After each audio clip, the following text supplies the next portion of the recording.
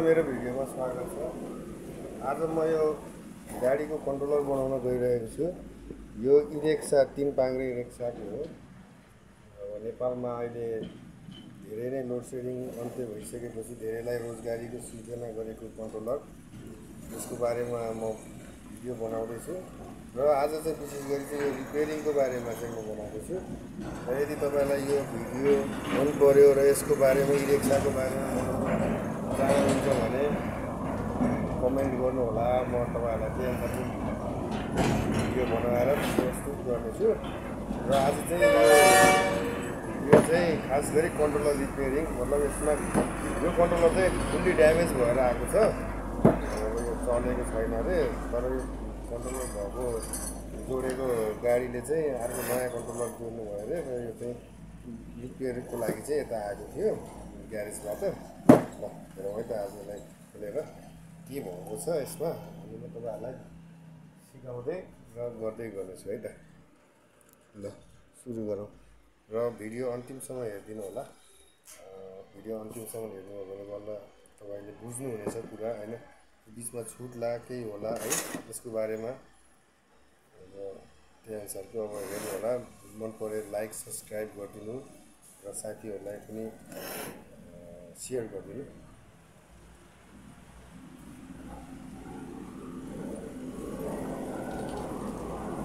र पहिलो विशेष गरी त यसको सुरुमा यसको भोल्टेज नेटबाट सुरु गरौँ होइन। यसको प्लस र माइनस, नेगेटिभ र पोजिटिभ पोइन्टबाट सुरु गरौँ।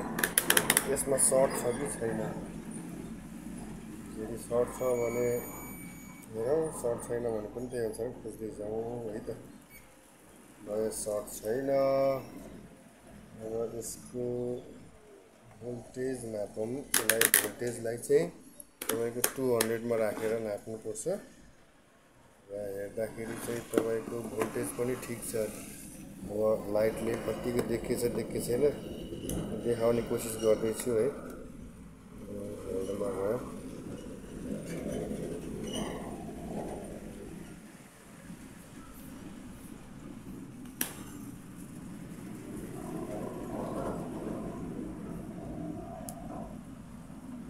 यसको चाहिँ अहिले यसमा रिडिङ केही देखाएको छैन। यसको विचारमा मेरो भित्रपट्टि यसको केही ड्यामेज भएको हुनुपर्छ। लाउनुहोस् यसलाई खोलौँ है त।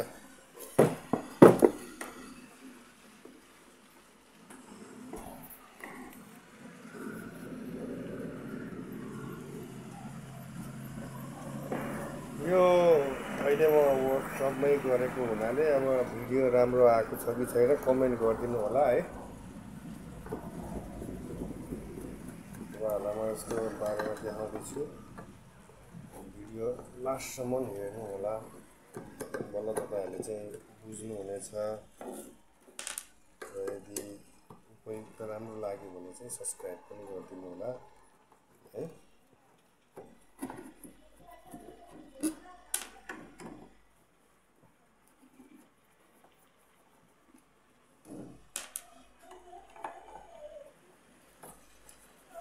यो गाडी चाहिँ यो कन्ट्रोलर चाहिँ 60 भोल्ट 72 भोल्टको गाडीको हो र यो लोडरको हो।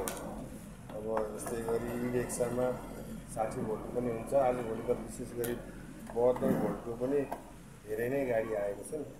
र तपाईँलाई गाडीको वायरिङ सम्बन्धित केही पनि जान्नु छ अथवा कन्ट्रोलरको बारेमा जान्नु छ, गाडीको बारेमा जान्नु छ, गाडी किन्नु छ भने पनि तपाईँहरू मलाई सम्पर्क गर्न सक्नुहुनेछ।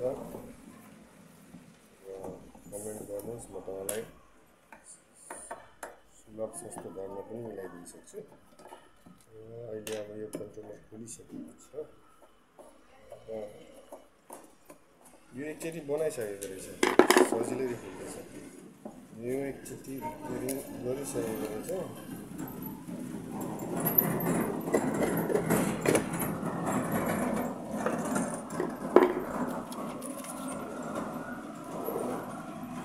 देखिएको छ होइन,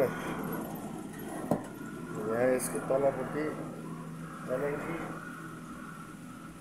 एलएनटीले नट बोल्ट गरेको हुन्छ। यो एलएनटीले पनि खोलौँ।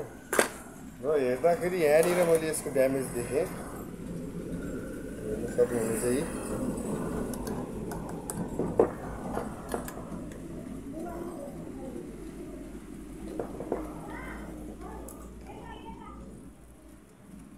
नट बोल्टहरू चाहिँ एकदमै सुरक्षितसँग खोल्नुपर्ने हुन्छ। पछि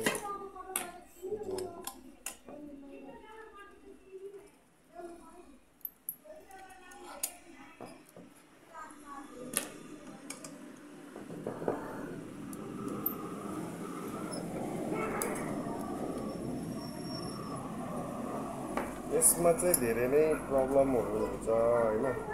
र मेन गरी विशेष गरी 12 भोल्ट र 5 भोल्ट भन्ने हुन्छ यसमा। यसको इनपुट भए तापनि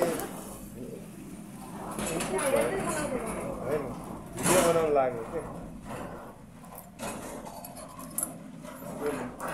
यसको इनपुट चाहिँ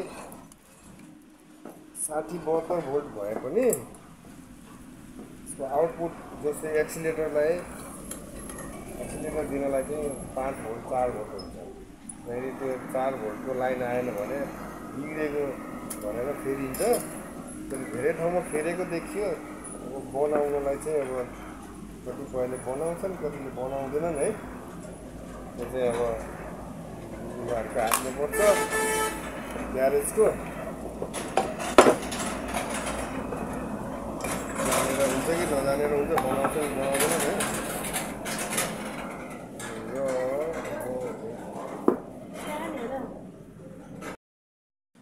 र यसको चाहिँ यो सामान जलेको रहेछ है।